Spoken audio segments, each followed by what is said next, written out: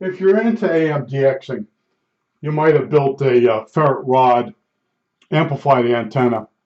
Now, years ago, there was I think a company called Palomar, and I think it became Palstar. And what you want to look for is the Palstar LA30 manual, and in there is the schematic.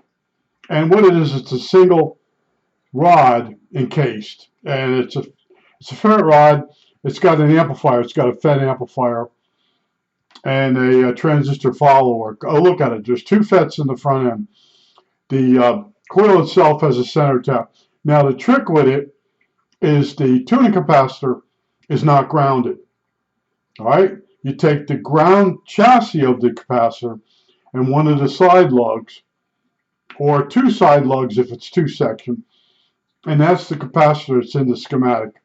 If you ground the tuning capacitor, the circuit won't work.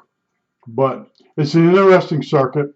It came from one of the clubs years ago, and I had the old book, and I built it, and I sold it at a flea market, and since then I built it again. But here's what I found out. It basically makes a regular radio, like Radio Shack long distance.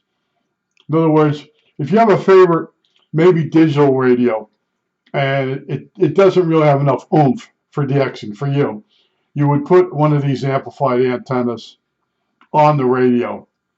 And I also found, I can't find it in my CDs. I have a bunch of CDs of backups from my computer, but there was a unit that was in the magazine, and you could remotely tune it. That they're out there also, but this one mechanically turned the antenna. I don't remember if it was a stepping motor or what, but it turned it, it rotated it. I also think it tilted it. I can't find it. I'm really looking for it, can't find it. But when you build different circuits, you learn a lot. And but the one trick with this Palomar, is the tuning capacitor. It's usually 360 picofarad tuning cap. You can put two sections in parallel to get the full AM band. Now, but the problem I told you is you use the chassis of the capacitor, the tuning cap, and one or two of the side lugs, depending on how many sections you're going to add. But don't ground the chassis of the tuning capacitor. You got to put it up on. I use plastic bolts. They used to have them in the store. I know. Yeah, years ago you could go in Home Depot and in the drawers. You might still be able to find them, but they actually sell 632 plastic screws. I have them myself. I bought enough of them for a lifetime. But in other words, don't ground the capacitor. And on the old Palomar schematic, it says that on it. The company was very forthcoming on what you were buying. And Palomar, it has up on the top, it's got a stereo jack. And what you do is you unplug the antenna and you could change to other shortwave frequencies. If you go look at the old, would be the old sales manuals or sales flyers or whatever from old Radio West and Guilford. If you should find one of them, you'll see they sold this amplified antenna. And the radios at that time, I don't think Guilford sold.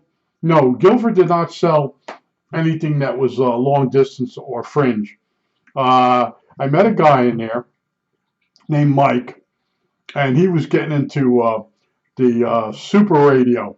And I'm talking the original super radio.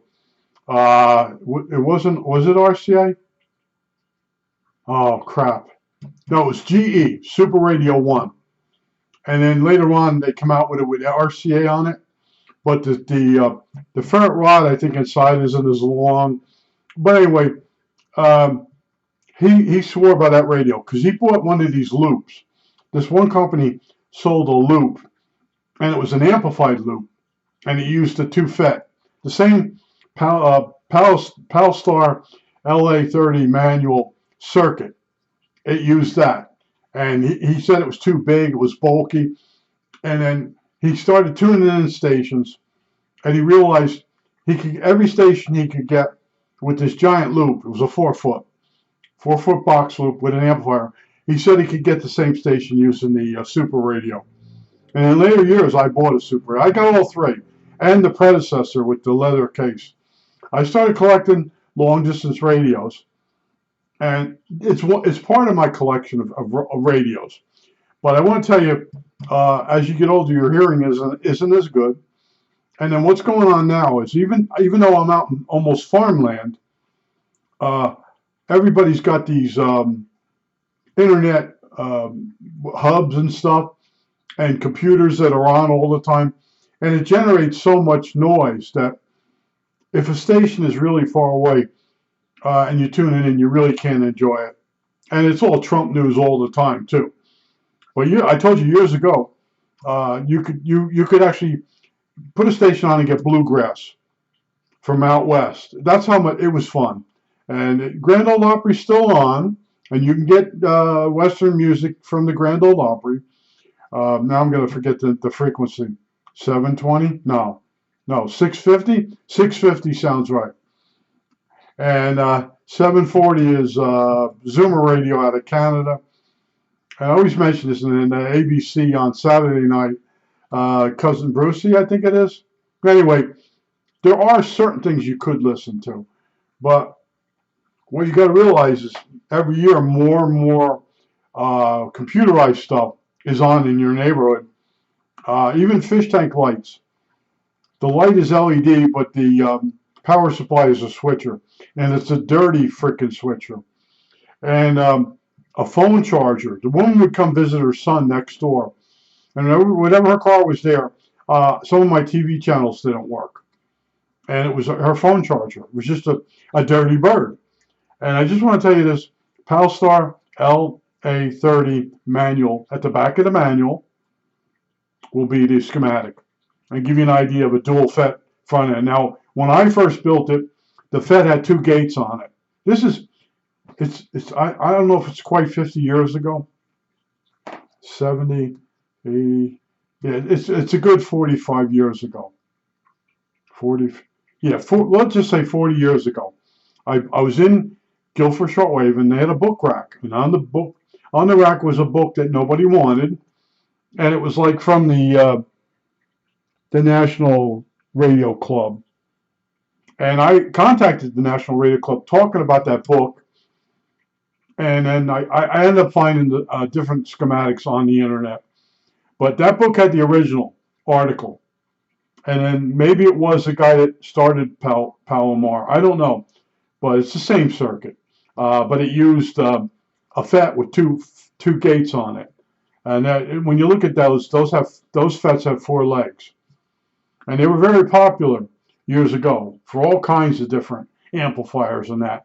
But I just want to give you another alert if you like to look at schematics and FET circuits, and it's similar to the one in the book I got down on the floor. And it's not the book I recommended. The book I recommended was one that has tuning out strong locals using phasing coils, and you run an antenna towards the station that's pissing you off, and then you bring that signal down, you bring your signal in from your other antenna, and then you mix it, and you null out the stronger station. I think that's it. All right, that's it.